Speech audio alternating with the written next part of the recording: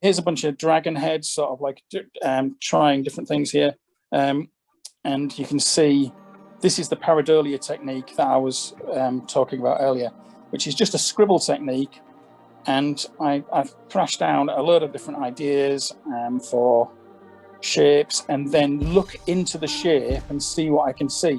It's a psychological morbid tendency that humans have in pattern recognition that we've built up over the years, because when we were, 10 to 100,000 years ago, if we recognized something that had symmetry in the long grass, the likelihood is it was going to kill us. So it was an evolutionary benefit. And we're able to recognize shapes and patterns in things, so that when we look at a squiggle, whether it's in the carpet or in some net curtains or in a cloud, we can often see faces or other shapes in them. And concept artists use that quite often to be able to generate multiple ideas. And the nice thing about that and this Pareidolia technique is that it will generate ideas that you are not expecting as an artist or a designer. So you will be constantly surprised by what you find in there. Now, it does go hand in hand with the order, that understanding a little bit about anatomy, understanding a little bit about perspective. Yeah, that's the order of skill sets that you should have. They're not necessarily the most exciting things to learn because they're rigid and they're unmoving. Perspective works in the way it works. It's a mathematical sort of like process that copies the way that our brain sees the world. And anatomy is anatomy, whether it's a dog's anatomy or a horse's anatomy or a person's anatomy. There are variations, yes, between different sized bodies and things like that. But ultimately, the bones are in the same place, the muscles are attached at the same points. So that's the order. This is the chaos, and this is the fun part. So you can throw down a bunch of shapes, look for something that's exciting in there, and then use that understanding of the way to order things to add a skull or the way eyes work, or sort of like the bone structure of a dragon and everything into there. So that's quite a useful sort of like technique. And you can use this for spaceship design, you can use it for designing creatures, you can use it for character design and costume design as well. And costume design in particular is a great one for this, because we tend to hang clothes off characters that we design in a particular way that emulates the way that we see clothes every day.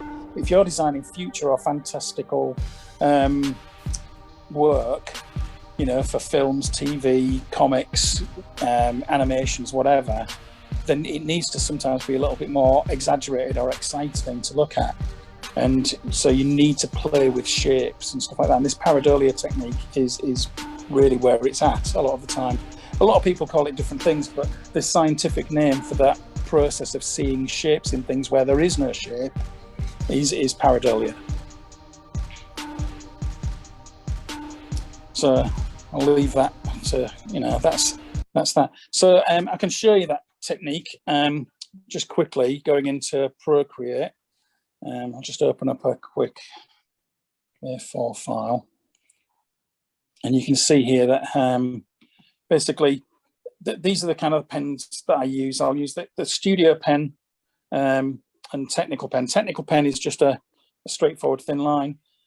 Studio pen is basically the same, but it has a little bit of, if you add pressure, you can get a thin to thick line solid thing going on.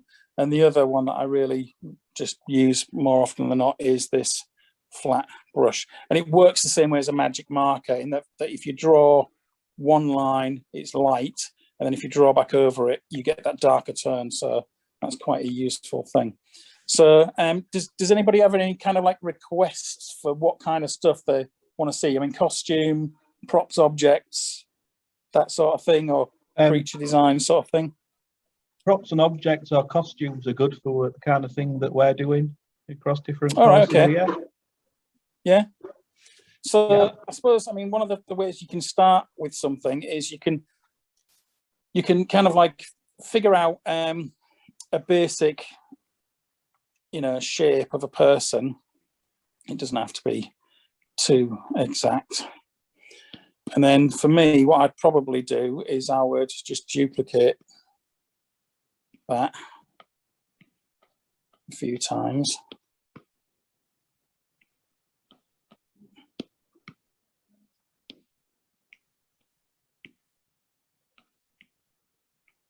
Maybe just turn that down a little bit so it's in the background.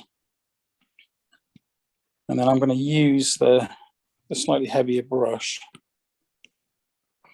And then looking at sort of like just not really caring much about, you know, the kind of the shape of what's going on here. Just kind of scribbling over the top of this.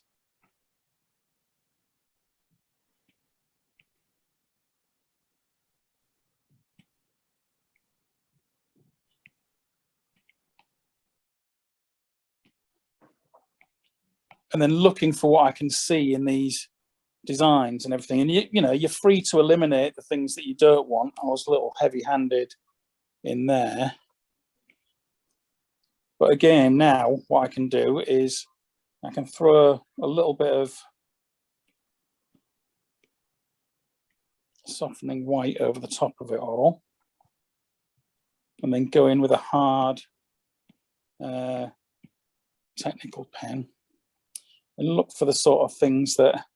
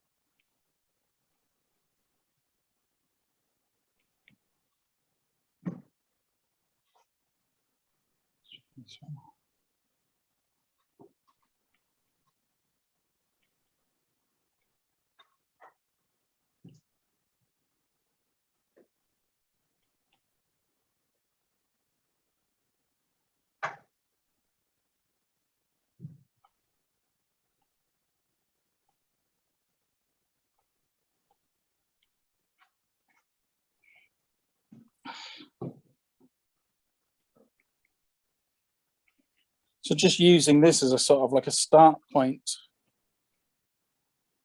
for a range of different ideas. And you don't have to follow it firmly, you know, it's just that ability to start looking for shapes that you might not have necessarily come up with if somebody had said, you know, oh, this person's going to need some sort of like evening frock for this event in some sort of space opera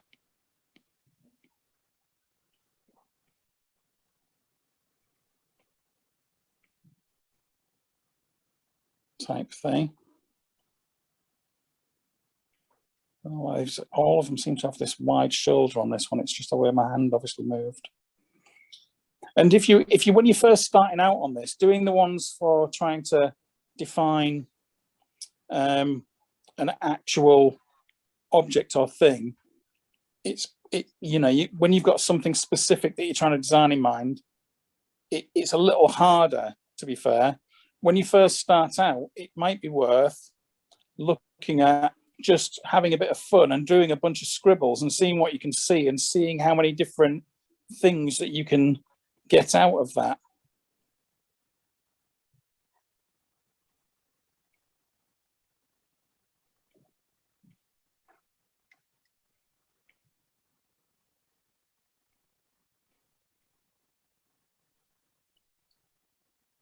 So that's one of those kind of techniques. And then the other one, you know, you could obviously take that to the final thing. And each one of these you could then take and then iterate again over the top of that. But you can also go in and just put a silhouette.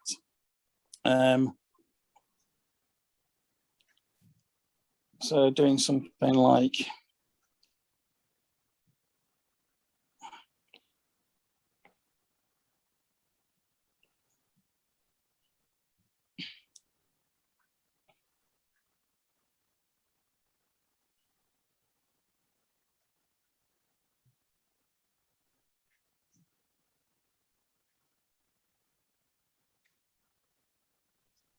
And then if you take that,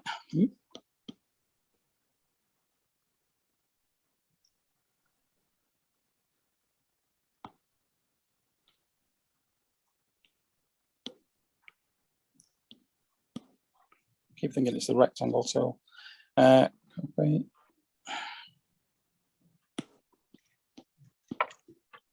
Just gonna paste. There's a technique called the lost line method, and essentially what that looks at is you can do something as easy as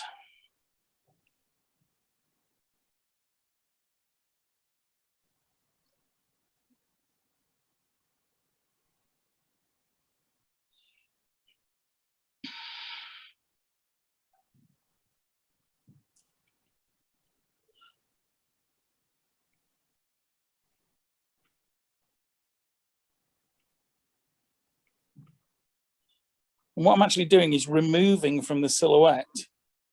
So there's literally no lines joining up some of these things, but what you're going to see is you're going to see the surface detail of something rather than necessarily the form.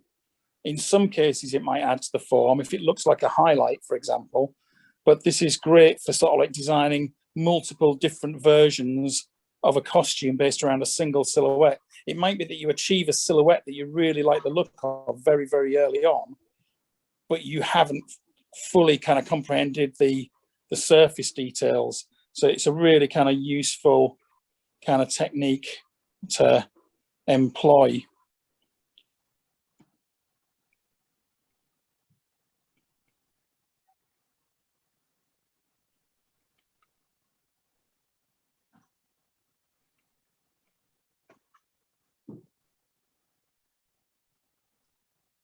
And each one will start to look slightly different.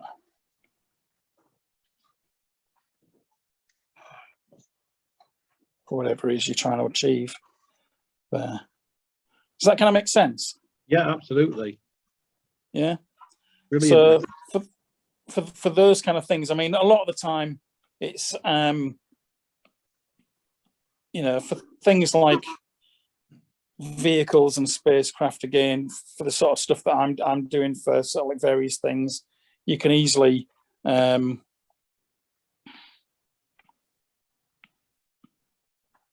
use this sort of thing where you'll just basically throw some shapes down, you know, and then you'll just build into them with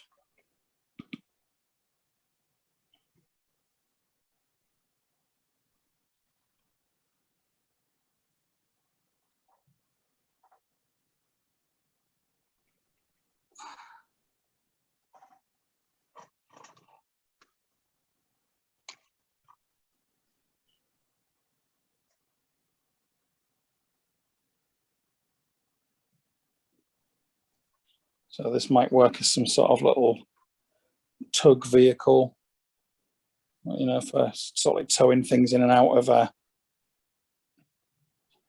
dock, you know, in space or something like that. And there'll be shapes that you wouldn't necessarily have thought of using.